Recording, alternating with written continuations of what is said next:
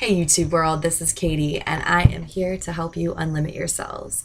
So today I wanted to talk about self-worth and how do you measure your self-worth? How do you know what it is that you're worthy of in life?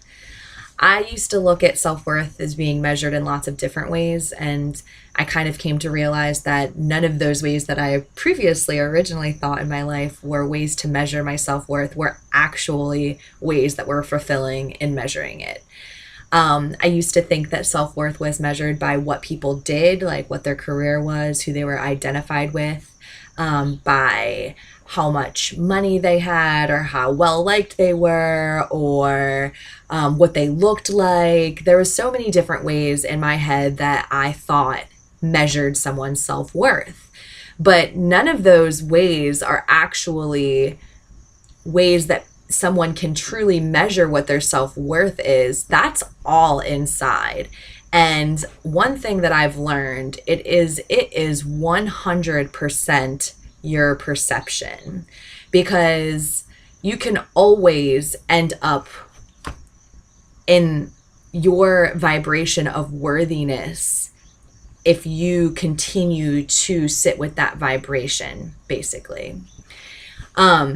If we don't appreciate our time, our energy, our resources, then other people are going to have a hard time finding ways to appreciate those things.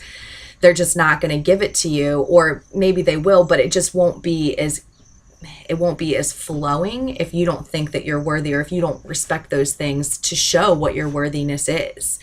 If you don't believe that you're worthy, then you're blocking yourself of abundance and greater things that could be happening in your life. I used to do this for myself all the time, put up blocks. I still find that I have blocks in certain areas, but I use affirmations, and I've even done self-hypnosis. I did sleep hypnosis on myself so that I could change my mindset and the way that I think about things, and so that I could, because it was weird. I knew that I was worthy. I had the ideas and knew it, but then I had this incessant voice, or this other side of self that kept saying you're not, you're not, you're not. So I had to work through that and kind of get myself to the place. There was a gap, mind the gap part, right, where I had to jump over to the other side and really start to fulfill the feelings of worthiness. So like I said, if we don't respect our own time, energy, money, resources, other people will find it difficult to respect those things and to give you the worthiness that you deserve. One thing that I've found that is the main thing about worthiness is it is literally all about our perception.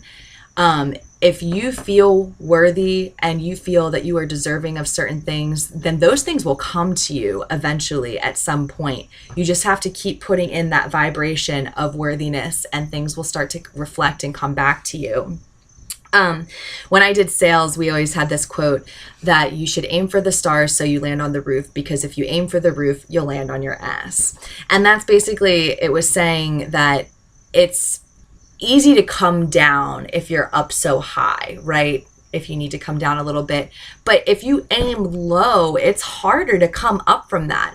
And this, I think that this is true with anything in life. This was in a sales perspective. So it's like saying with prices, or if you're trying to sell somebody something, you give them the highest because then you can come down from that. But you can't go low and then go back up. And I feel like it's the same with your self-worth. I mean, you can change your self-worth, but in general, with what you're putting into things, you should aim high for what you feel you're worthy of. You might be really surprised what you get back and realize that you're worth much more than even you think that you're worth, just because you took that chance and aimed big.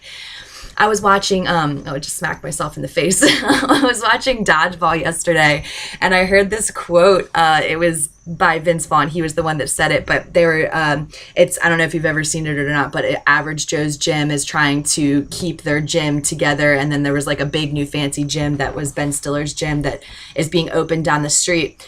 And, so they end up playing dodgeball to try to win prize money to be able to keep the gym going. But, Vince Vaughn says, hold on, I have the quote written down so that I can get it exact because I don't want to mess it up.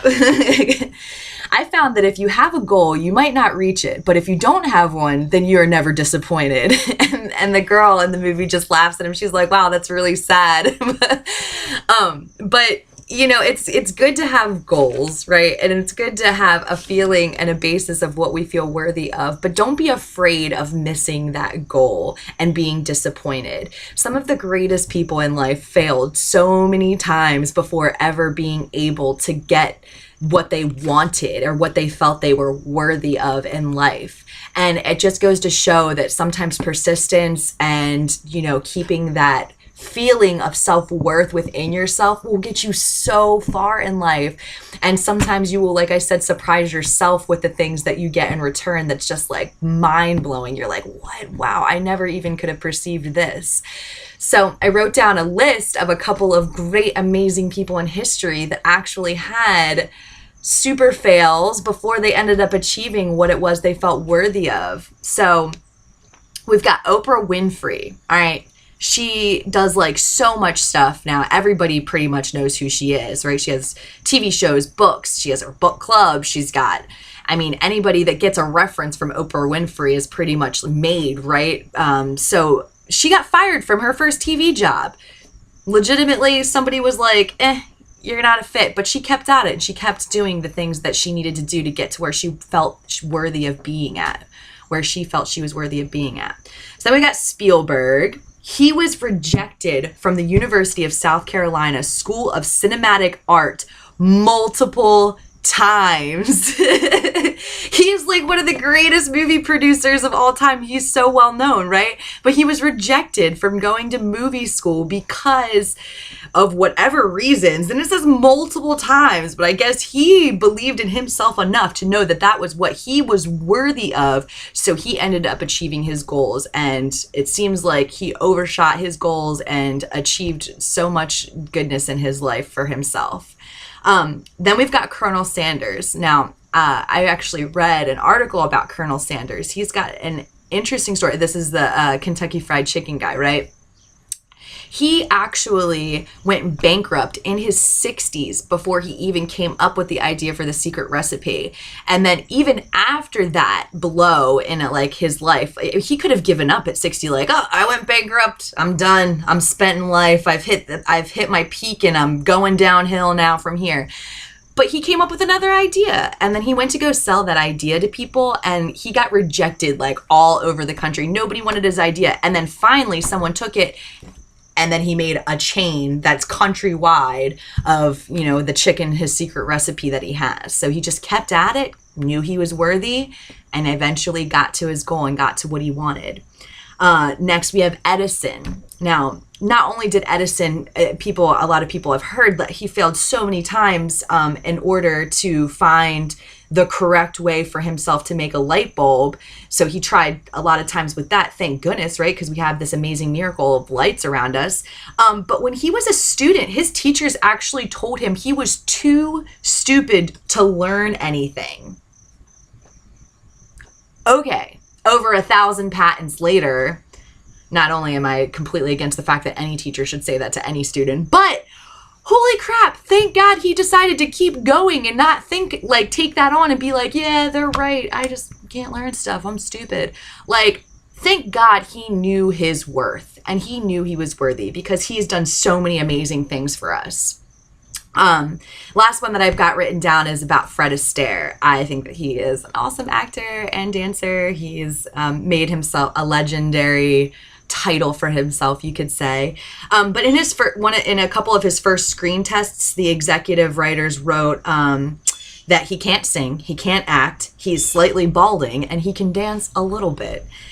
They called him Rubberband legs because he's just was an amazing dancer, an amazing person. So I think that it's amazing how another person's perception of your worthiness can be overwritten by what your own perception of your worthiness is. And that's why I say that it goes down to our own perception because we hold the key to what our worthiness is. And that's how we measure it. We measure our own self-worth by the weight and what we put in it and what we feel about ourselves. And if it doesn't work out right away or you don't get exactly what it is that you feel that you're worthy of, keep trying. Don't settle. Keep moving forward to the things that you want to do because you know that you're worth it.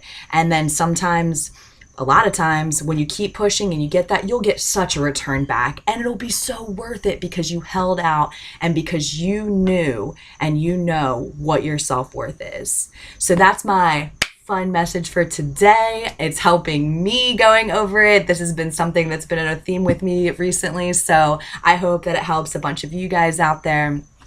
I just want to take time to thank all of you for being you. Everybody's unique and has a different thing to express here on earth, and it's so beautiful. So please keep being your divine, unique expression of you. And if you like what I have to say, please subscribe, like, comment, share with somebody else. And I look forward to being back here with you soon. My intention with this is to keep growing as you all grow, and I love you guys. Have a good day.